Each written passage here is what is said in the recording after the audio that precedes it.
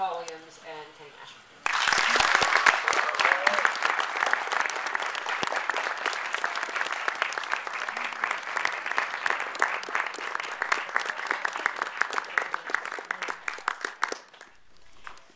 Time travel, huh? The legendary Kenny Ascher.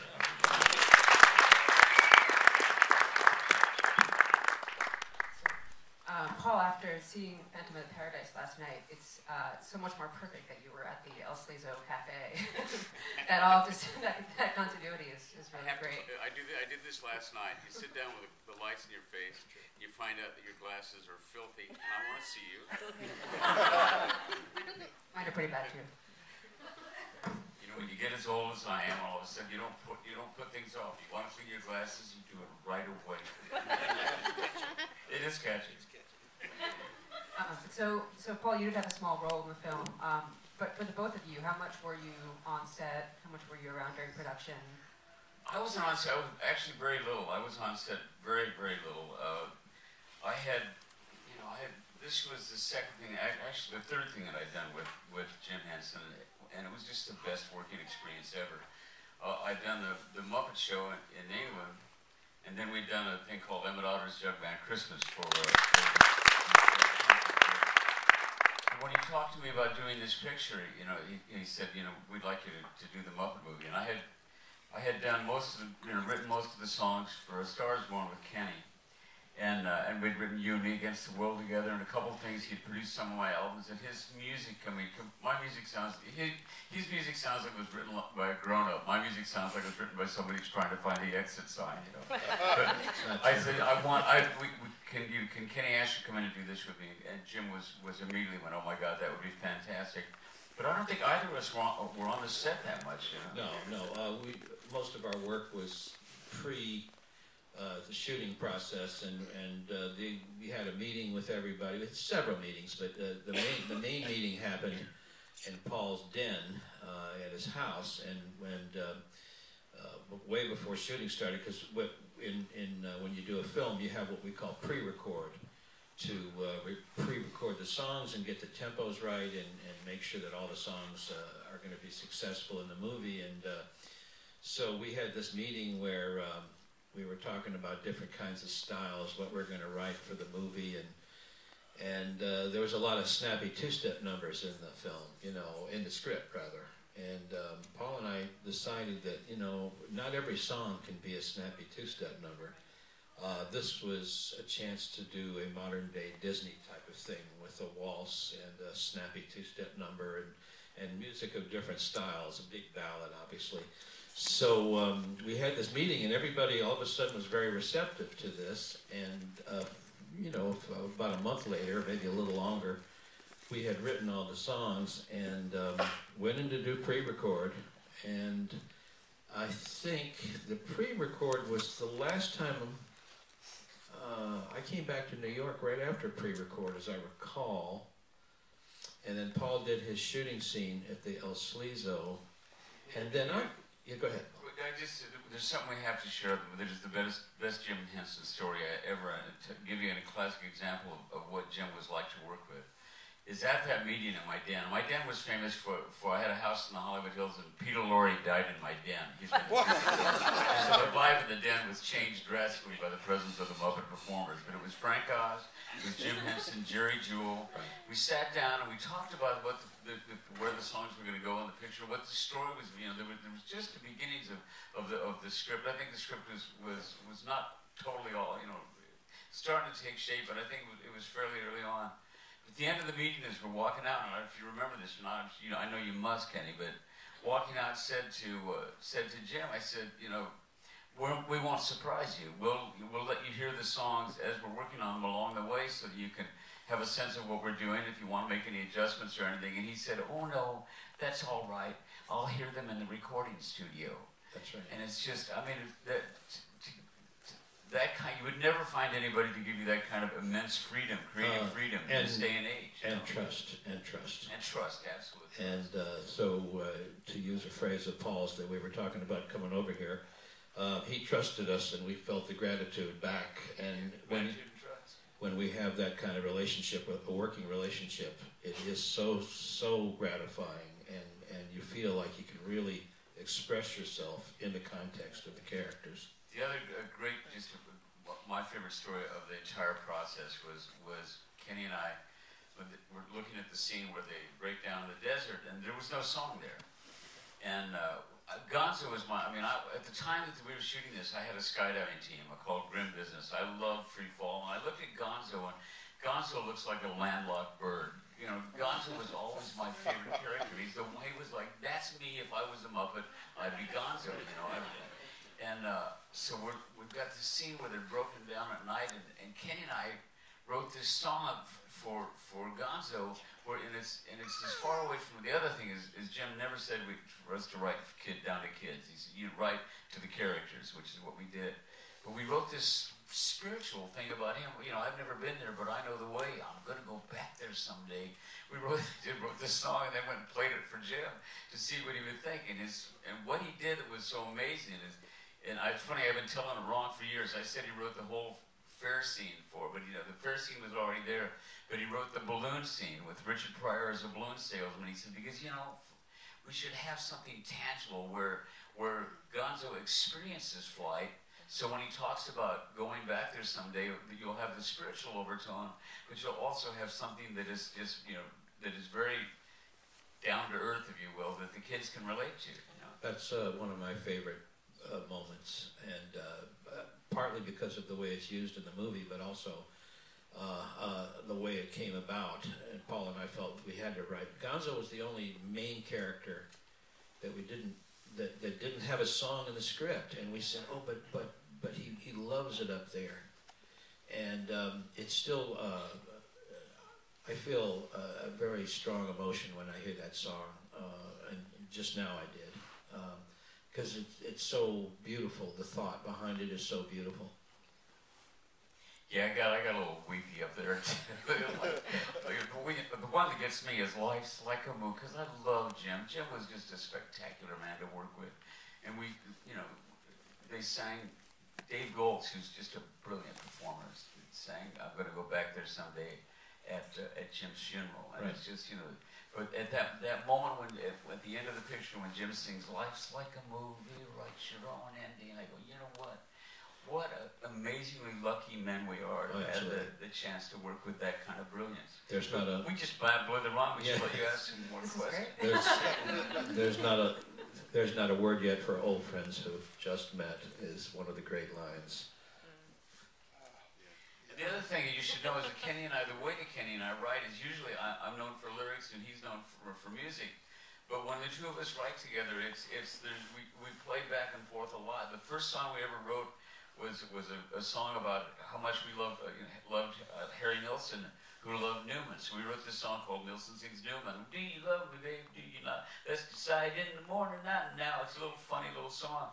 And Kenny, we were in England, and it was the first time we ever kind of wrote a little song together. And he turned to me and he said, you know, if that was on an album, it would be great to follow it with something like it. And he went, bum, bum, bum, bum, bum, bum. Bum do bum bum bum bum bum bum, and looked at me and I went, "You and me against the world." Someday, I mean, it just came out of the two of us. So there's not. Whereas so many of the guys that I would write with would if I wrote with somebody, they would give me finished music and I'd write words to it. But the way that we wrote was like, you know, one big Muppeteer in the sky was working us. That's very true. It feels, you know, you channel writers, songwriters, and authors, and painters, and we do talk about channeling something, and when that's really happening in a metaphysical sense, it is very magical. And of course, when we wrote The Magic Store, it was a tribute to Hollywood. The one maybe inside story that Paul and I know, and you know, that I can tell you is that there were more lyrics for that song. And we wrote a longer song, and it was edited only because of the length of the song and its placement at the end of the movie. But there were tributes to Frank and Dino and Valentino and all. It was our. I forgot that. Wow. Yeah, it was our tribute to show business. Not only it was our tribute to Hollywood. So It was our version of opening another show by Cole Porter. It was our version of Hooray for Hollywood of Pops Whiting and Johnny Mercer. This was our tribute, and you know, whoops. Hello? Yeah, we go. Jim didn't want you to tell that story. That's obviously I'm telling something that I shouldn't have told. Anyway, there, you know, somewhere on a tape in my music room, I have that whole song, and I was so proud of it. And I said, "Oh, Frank and Dino and Valentina, what a perfect line," you know. But we're so happy. I mean, thrilled you all came out to watch it today. Absolutely. Henson is just, you know, and the whole Henson family, and the way that they've treated both of us through the years, and I've done a bunch of projects with them. It's got to be the best job we ever had. Certainly mine. It's a hard benchmark. You know, when they talk about benchmarks, you know, what do you compare things to? That project. And I've had a wonderful life in music, and I'm still having a wonderful life in music. And yet, if I had to pick one thing, one project, it would be the Muppet Movie. The two of you had a working relationship before you started with this movie and even with the Muppets. Maybe you could talk about how you got involved with Jim Henson, how that came along. I know you were in the first season of the Muppet Show, right? I'm sorry, my hearing has gotten... So if you could both talk about, you had been working together before you got yeah, involved with Jim and I had done Emmett Otter, and I'd done the show. I went over and did the show where they made a Paul Williams Muppet. I sang Old Fashioned Love Song with Muppet versions of myself. So I think I'm one of the few honorary people that have actually had a Muppet made of them and all, which I sat in the window. Unfortunately, the sun was on it, so it slowly but surely was like Portrait of Dorian Gray. You know? Slowly but surely it began to kind of wrinkle and get all sort of the night. You know. But I'm 72 and I'm healthier. I mean, I watch myself in that movie and I go, "You little porky guy, you were with my Haley Mills look-alike hair." And how did you get started? Did you get started together with Jim Henson? Actually, no. Paul and I started with Paul originally as a keyboard player. We did what was, when Johnny Carson's show was still in New York, shows you how long time ago it was, in the early 70s, I think it was, very early 70s, we did The Tonight Show at NBC. We did 48, I remember 6. And yeah. We did, the first time Paul ever performed in front of people was on The Tonight Show for millions of people.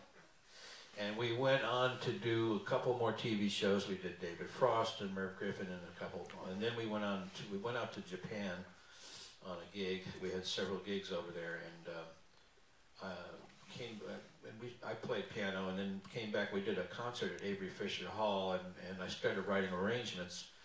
And then, as fate would have it, we went to England to work, and my work permit didn't come through. She had nothing to do, so we started writing songs together. Right. Ta-da! Right. Very lucky break for me. Oh, yeah, and it was sitting at the piano. I can picture the room in my mind. I can still remember it like it was yesterday or this morning, for that matter. We just started writing, and we wrote just the way Paul said we wrote. We're jamming, and it's the kind of jam that is like, I don't know. It's just hard to describe. The energy flow is so positive, and we can criticize each other, or actually criticize isn't a good word. We can sort of push each other in directions in very inspiring ways by saying, no, that's not a Paul Williams word. You can do better. Or Paul would say the same thing to me. You call that a chord? Yeah, I mean, exactly. No, that's true. That's not a Kenny Ascher chord. That's an ordinary chord. Go someplace that nobody's going to ever imagine it's going to go. Exactly. And Kenny did. And Kenny would, there's so many records that Kenny's played on as a musician that are just major records. Keyboard on 50 Ways to Leave Your Lover and playing with John Lennon. And just through the years, so many brilliant records. So he was a great musician from day one. So what he brought with as a composer was so much more sophisticated than what I did, Well, it's interesting because I've never. So were you supposed to say no? You're very sophisticated. I was getting ready to say, when you have a successful writing relationship, none of these things occur to me. I mean, I never get self-conscious about why or background, or it's just, you go with the flow is what the metaphysical people talk about, and it is exactly that. It is so beautiful, and so I feel very blessed to work with Paul and to have the feeling, even when, interestingly enough, even when we're not writing, Paul lives in LA, I live in New York, I can feel that way even when we're not working. I can feel that way in New York. I can feel the energy and the positive creative energy just thinking about it. And the good news is that he's an ASCAP writer, as I am, and yes. As president and chairman of the board of ASCAP, I can take care of this man as he ages and almost catches up with me. That's very true. I guess because I am older than Kenny, so. Well, a little, not by much, though. You know. Okay, I think I am. The interesting thing about this, watching this after all these years, is yes, I remember it like it was yesterday. I remember. At times, it occurred to me where we were standing or pacing in Paul's den when we came up with a line, or the feel of the living room, or the dining room area where we came up with the idea of rainbow connection. And I remember that so vividly. And yet I know all these years have passed, so it's a little bit strange. It occurred to me while watching this movie that my wife and I were expecting our first baby during when we were recording this and writing it. I've always known that, but for some reason, watching it just now, it really hit me that this was going on in my life. Well, that's actually, you hit on two things that are interesting. Is as the music guy, Kenny would be the obvious choice to do the underscoring. But as we got ready to sit down and write the underscoring, his wife went into labor. And he went off to be a dad, and I went, okay, then bum, bum, bum, ba-da-da-da-da-da-da. I mean, I'd scored a couple of movies before and all, but in the relationship, that would have been exactly what Kenny would have done, except that he was being a really good husband and a good dad. Went in there and did all that Lamaze stuff and all that good stuff. It scared the crap out of me, you know. Yeah. The title, incidentally, it was my wife, and I said, we're sitting there, and what are you looking for? I said, we're looking for the connection between people and rainbows. There's a connection to rainbows. Why? Someday we'll find it, and then there's a connection to rainbows. And she said, you're looking for a connection to rainbows. I said, yes. She said, you're looking for a rainbow connection. And we went, oh, Jesus. And we went, but it was my wife. God bless her. Got up from the dinner table immediately, went into the piano room, and Paul said to me, this is a very interesting thing. He said, don't play any chords right now. Just play one finger, take your index finger and play a melody. And I played C sharp, E, A, B, C sharp. And he said, that's it. We wanted to do When You Wish Upon a Star. Yeah. We wanted. The great thing about Rainbow Connection with Kermit's character is we're sitting in the den and said, Jim, how do you start the movies? You start the movie with Kermit in the swamp. What's he doing? He's like sitting on a lily pad. He's actually sitting on a log. He's sitting on a lily pad. Okay, what's he doing? And Jim thought a second. He went, playing the banjo. Okay, all right, playing the banjo. And so after they left and we're sitting there thinking about it, we go, okay, you've got air, you've got water, you've got light, you've got the refraction of light. What do you got? You've got rainbows. And what occurred to us immediately is that, first of all, Kermit is like Jimmy Stewart in It's a Wonderful Life. He's every frog. There's this absolute, weight of the shoulders, weight of the world on his shoulders, kind of a still staying calm attitude about this guy. And we wanted the world to, this frog deserved a great song. This frog deserved something where you'd know right away that he had an inner life. And what we did, and I think is interesting, is we brought ourselves into a corner. Why are there so many songs about rainbows, and what's on the other side? Well, you know immediately from the first line that he knows about songs, that he's been to movies, Rainbows are visions, they're only illusions. Rainbows have nothing to hide. We've written ourselves into a corner. Oh, good. We've now totally said that rainbows, there's nothing about them. But we give it to him to express not the answer to any question, but to honor the question.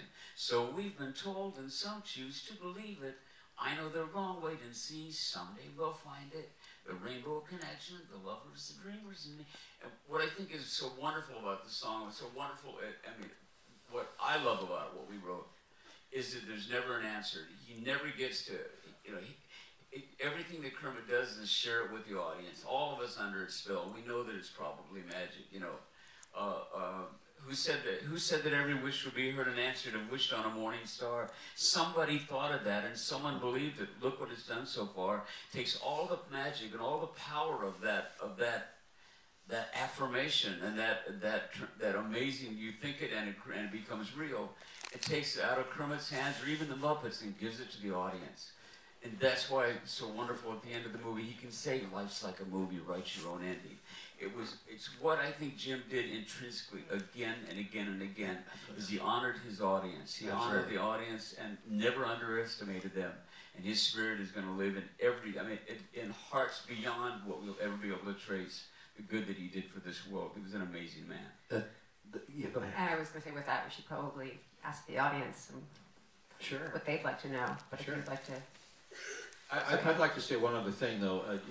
Many years ago, I did an interview for one of the NPR radio stations, and at the end of the interview, somehow we ended up talking about Kermit again, and to go back to what Paul said about Kermit being every man, every frog.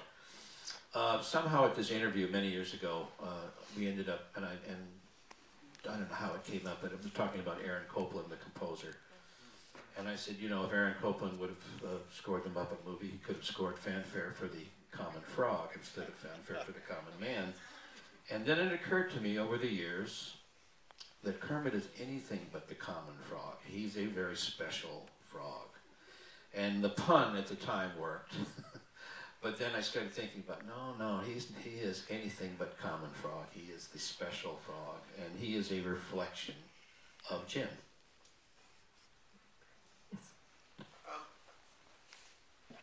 I love, ever since I was a little kid, I mean, I was born watching this movie, much like a lot of people here, probably everybody. The music is so smart, so polished, and I almost feel like you deserve a co-writing credit. And I was wondering if, because just like with the story you just told, it's like almost like all of your songs directly affect the narrative, and I almost feel like metamorphosizes. Like, my question is, I don't even know what my question is. I don't even know. I was wondering, how did you guys, like, was it a constant back and forth? Was there a point in the middle of the production where they're like, they're commenting here, and I want to put that in the song? Like, I wonder how organized. I mean, because it feels spontaneous. Yeah, it was very spontaneous. I think it was very organic, but I think that it all goes back. You know, this was maybe the fourth or fifth kind of thing that I'd done where there were songs that advanced the story. You know, from Phantom of the Paradise or Bugsy Malone or whatever the things that I worked on. I think that for both of us, the script. First of all, the script is the Bible. The script, the wonderful. You sit down and write just a song. You're looking for an idea out of the spheres, but you're sitting down with a Jerry Jewell script and characters that we loved. I mean, this was not us sitting down to write about characters we didn't know about, because it was just. I mean, we were absolutely.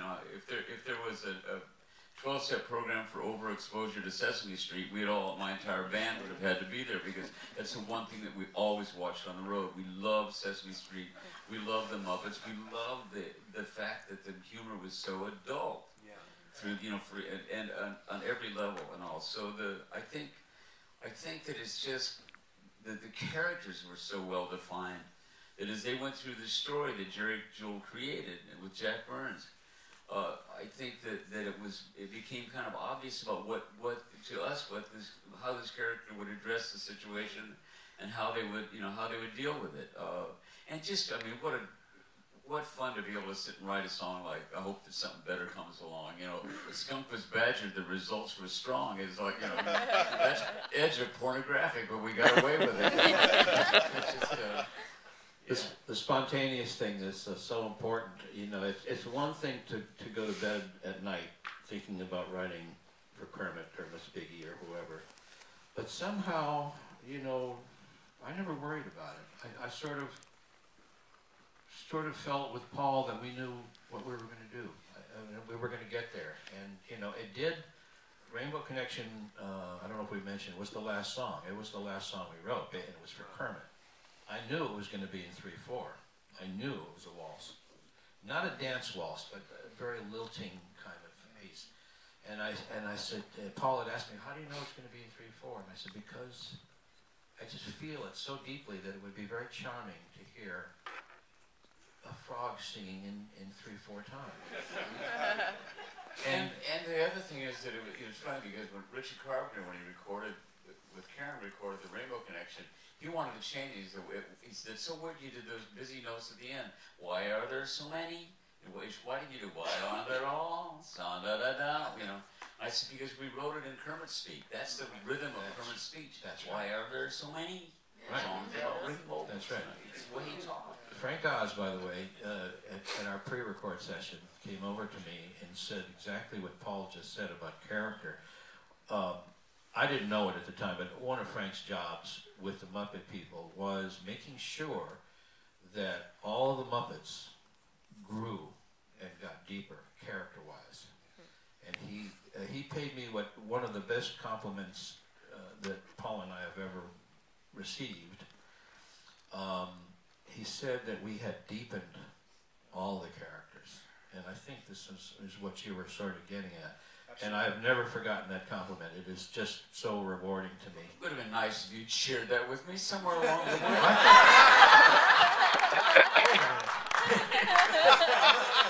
But you got to tell me. It's my fault. Anyway, Okay. yeah. In Emmett Otto's Jug Band, was there a particular rock band that inspired you to do the Nightmare Band? We're about a nightmare band. You know, I don't know. I thought about I think it started with the snake playing guitar, and it just, with the tail going and whatever. My favorite band I ever saw in my life was the original Delaney and Bonnie and Friends. It was a great. If you want to give yourself some amazing music, Delaney's passed away now, but back in the early '70s, there was just a great rock and roll band called Delaney and Bonnie and Friends. And I don't know if that was a bit of an inspiration or not. I think I started kind of with a sort of a gospel tinge thing, whatever, and went, you know what? No, you got to get as far away from what you love most. You got to just get hardcore rock and roll. What would be metal these days, you know? So I mean, but it's interesting. That's on the album, the Green Album. The Green Album had, I think, 7 songs on the album of the 10 or 11 that either I wrote or Kenny and I wrote. And the one they left off, how could you leave off the River Bottom Nightmare Band? But incidentally, we did, I don't know if any of you saw it, but we did Emmett Otto's Jug Band Christmas as a stage show in Connecticut 2 years in a row, and hopefully we'll get it into the city one of these years, but it's one of my favorite things I ever did. My first project with Jim. Yes. Hi, first of all, I want to thank you guys for doing this. As a Muppet fan, I love hearing the stories about, what goes into making these wonderful things. I was kind of curious. I know you mentioned before that there was actually an extended version of the Magic Store. Were there any other songs that were cut from the movie eventually? There weren't. On that project, I mean, when you do a film, most of the time there's going to be cuts and there's going to be editing. And with the exception of shortening the end of the Magic Store due to the length of the picture and where it's placed, there were no edits and no cuts of songs. The one thing that was added was the Gonzo song. I'm going to go back there someday, which was not in their mind. In our mind, we wanted it in the movie. But when they heard it, as a matter of fact, they pre-record. They said, "Well, don't even record it because it's not going to go in the movie. We're already we have enough songs already." And on a break, we had given the orchestra a break. Paul said, "Go out to the piano and play, and I'll sing. I'm going to go back there someday." And we finished it. Wow. And then I started talking to the percussionist and on the break, and Paul pushed the talkback button and he said, "Kenny, come in to the booth." And I went into the booth, and what I heard was, we're going to write a scene for that. We got to. And it was the same story that Paul told earlier about all of a sudden we went from, oh, don't worry, don't write a song for Gonzo, to we must have a song. We must have that song in the movie. Another extremely gratifying moment. There's one little story that I would share about Rainbow Connection is because Jim and I co-produced the music, and so what that meant is that I was going to sit in the booth and record Jim singing Rainbow Connection. Jim went out to sing it, and he stood with his headphones on, and he stood at the microphone, and he started singing, and to me it was like it was not something that I noticed was missing or anything, but it was something was missing to him, and all of a sudden I realized that it was because Jim was singing and not Kermit, and I said, "You want to use Kermit?" So we went and got Craig. Did I ever tell you that story? So he went and got, and I said, "You know what? If you want to even set up a little thing where I don't even have to watch, but where you can get behind and have Kermit sing it." And he got Kermit and he did Rainbow Connection in a take. I mean, just in a take. It's just one of those things when you go. So what was missing that I wasn't catching, which he totally caught. It was just, from the first word, why are there so many? You just go, oh God, this is genius. And he so totally got into became Kermit and all. At the same token, if you're standing talking to Jim Henson and Frank Oz, and they have Piggy and Kermit with them, there are 5 of us in the conversation. Because Jim will say things to you that are nice, and then Kermit will, and Frank will be relatively nice to you, but Piggy will say things to you about your size, and that are horrible.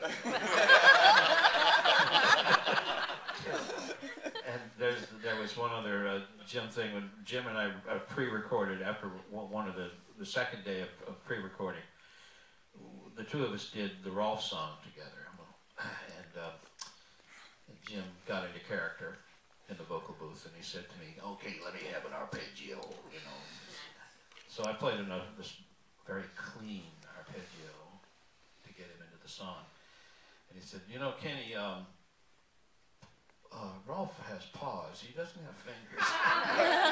So you got to sort of grease up that arpeggio and maybe just sort of slide your way through the arpeggio." And I gave him this. I put my hands as flat as I could and played quasi-clean, and then I would go off and play clusters and stuff. He said, and that's where the line, "I'm no Heifetz, but I get by."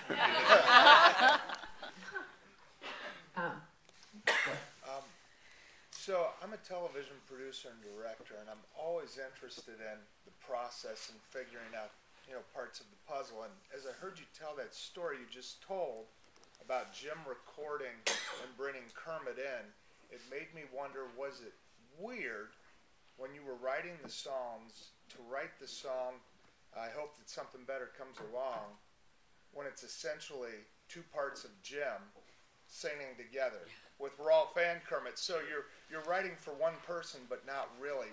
How did that come to pass? We weren't writing for one person. We were writing for a dog and a frog. Right. It's character driven, character and story driven. And those characters are so solid. Floyd, I've forgotten how much I love Floyd. We have all known Floyd. We have known Floyd. I have been Floyd. Are you kidding? And I'm 22 years sober. March 15th, I'll be 23 years sober. And so I have been Floyd, But, wow, yeah. Yeah, we weren't writing for Jim. We were writing for them, And it's funny because, as you know, I'm sure, this happens in Broadway shows and in movies, and it happens, whenever, if the book isn't there, if there isn't something, if there isn't a spark about the book, and I mean a spark, the book, sometimes the idea behind the book can be great. Carrying out the script sometimes doesn't do that. But if there's and I don't mean that to be funny. I'm on a tweet. Keep talking. Okay, anyway.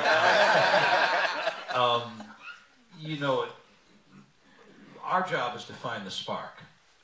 You read a script. Some scripts just read beautifully, Sometimes they don't shoot as well as they read. Sometimes it's the reverse, you know, and we've all read Hollywood stories about this kind of thing. And yet, our job is to find the spark. And I've said this about performing. If I go into a nightclub or a concert hall and find one person in the audience that I feel the contact with, that's the spark. I feel inspired from that. This project, obviously, there was a lot of sparks. It's just tons of them. I think we would be remiss if we didn't say how fabulous it is that the Henson Archives, the Muppet Archives, have been so amazingly supportive. And the same thing about the museum. I mean, when they called me about this retrospective, I just went through the roof. I went, well, I have arrived. Thank you very much. I'm at the Museum of New York. Thank you very much. But it's very cool that you all did this with us, and we really, really appreciate it. We appreciate everybody coming out and enjoying the brilliance of the Henson and the Muppets. Yeah, that's the, you know, Jim was a gift to all of us, and will always be. He's one of these people that just stand out, obviously for you folks as well as us, those of us, everybody who has worked with the Muppet people to this day, even after Jim's legacy is that he left so much of himself with his followers, and it's amazing to me that the feeling is still there. This great working relationship and this inspiration continues, and it looks like in my mind and heart and soul that it's going to continue forever. This sounds like a great place to wrap it up. I want to point out that we have Paul for 2 more shows this weekend. I wish we'd actually extended it and done like a month retrospective, but it's been really great. But tomorrow at 3 p.m. we have a documentary about Paul Williams called Paul Williams Still Alive. And then at 6 p.m., you'll have to find out what that means when you come and see it. He's here. And then at 6 p.m., we have a special screening of the director's cut of Ishtar with Paul Williams and Elaine May. And we can't say that we can't say that Elaine May will be in Elaine's going to person, be here, but the woman that directed it is going to be here. So. Thanks, everybody. We appreciate you all coming.